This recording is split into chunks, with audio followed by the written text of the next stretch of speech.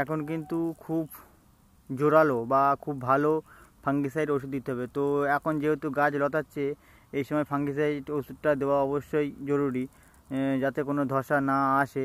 আর ধসা কিন্তু একবার গাছে এসে গেলে তো তার মানে ধসার ওষুধ দিয়েও কিন্তু ভালো কাজ হয় না, থেকেই যায়। তো সবথেকে বেটার এখন হচ্ছে এই যে অ্যামিস্টার টপ। অ্যামিস্টার টপ এর দামটা একটু বেশি হলেও কাজ কিন্তু খুব ভালো। অ্যামিস্টার টপ তোমার ট্রিনে 15 ml করে দেবে, 15 লিটার জলে 15 ml করে।